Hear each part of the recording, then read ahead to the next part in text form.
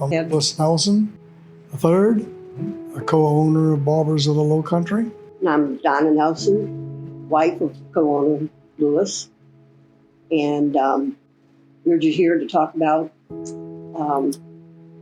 how business got started and what goes on. He talked me into it because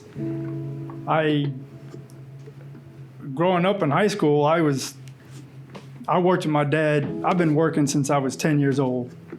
And I either worked with my papa or I worked with my dad on that. And then most weekends, that's what I did. And I loved it.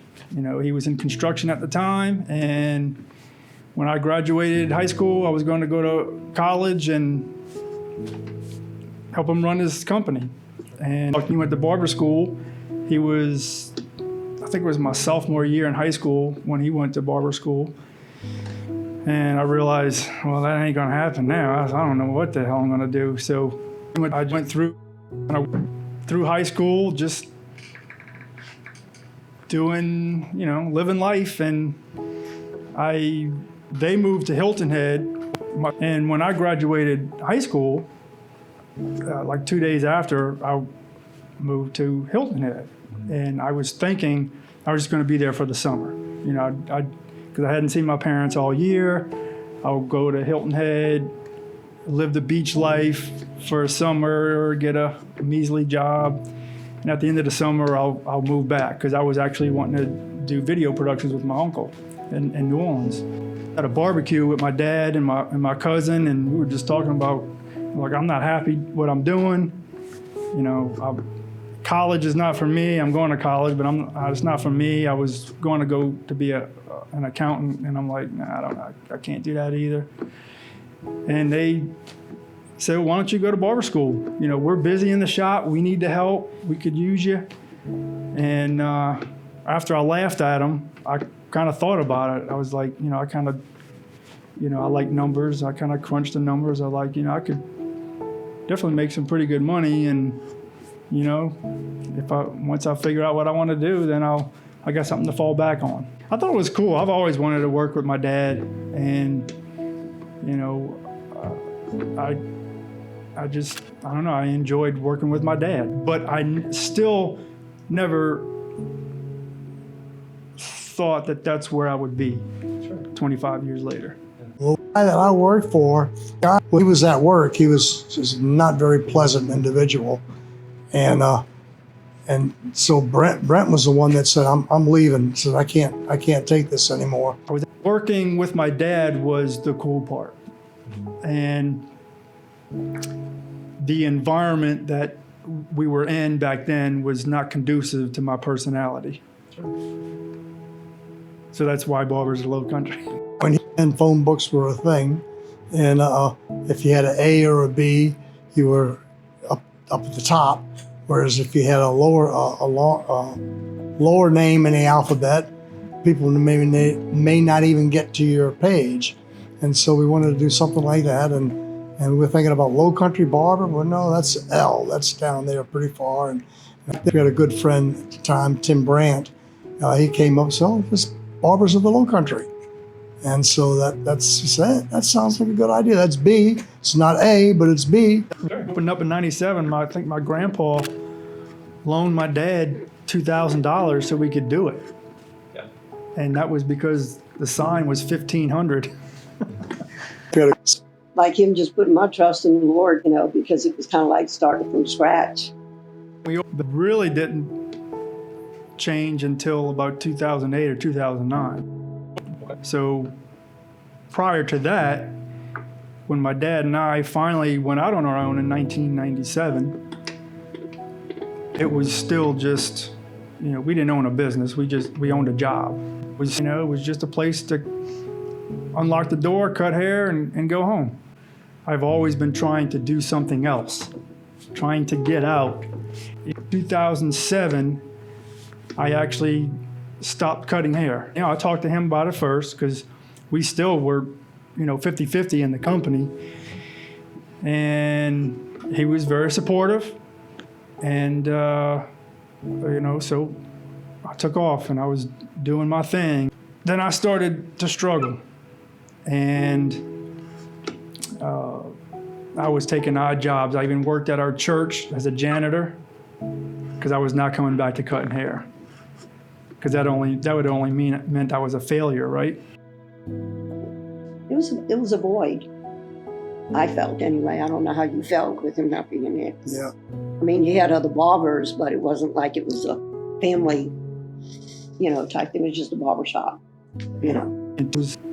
We got served papers January of 2009 that they were going to foreclose on our house, and we had to sit the kids down, and I don't remember that either, but I'm sure Elizabeth remembers, and let them know that, look, God's in control.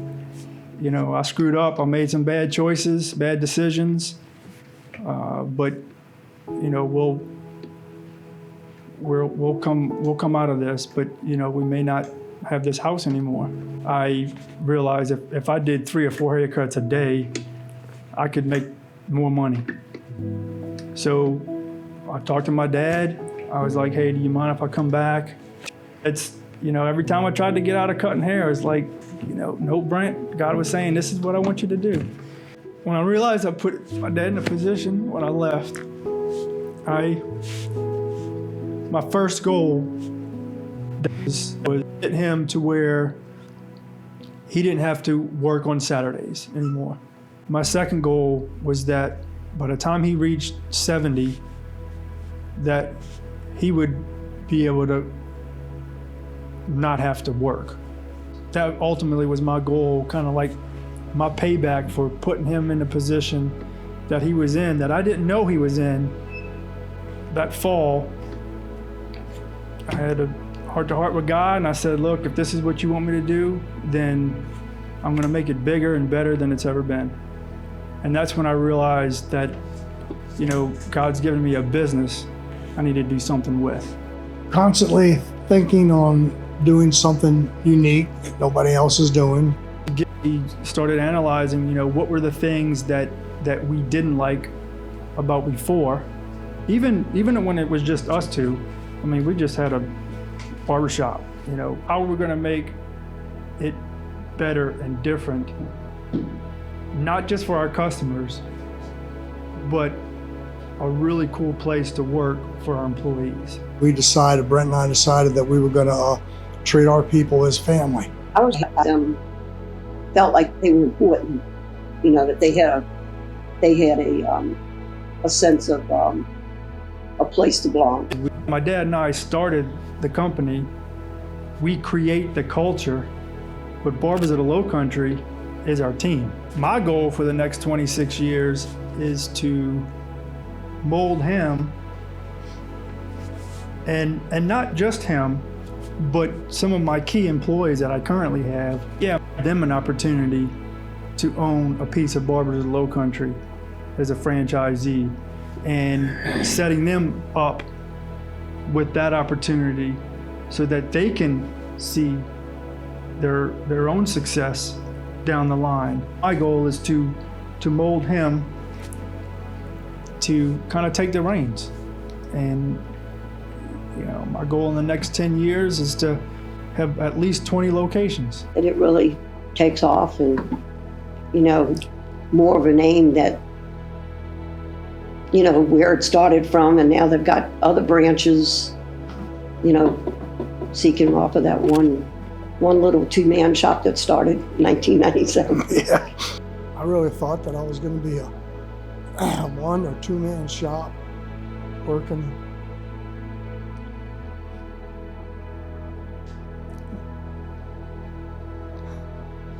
Too emotional.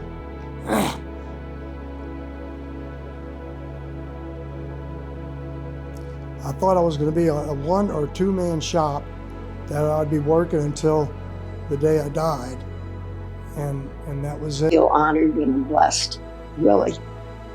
It chokes me up because I only have one son that's not here, but for the 2 that are involved and the whole family that's been involved, it's just been a godsend for me.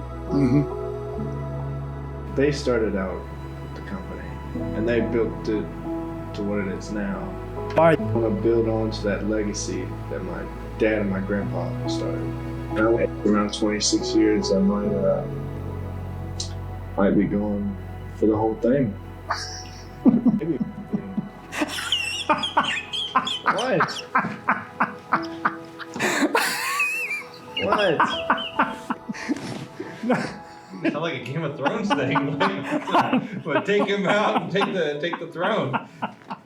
What's exciting for me to see is that he's not just cutting hair now, but he actually enjoys it. It's one thing to do something to get you to the next level, but when you do that thing to get to the next level and you're excited about it, that's really cool and really awesome. I'll have some ideas in the future. And that's the point of ideas, is because I really don't think of them on the spot. But I got some time to think about it. So hopefully soon or later it comes fast enough and I'll be ready.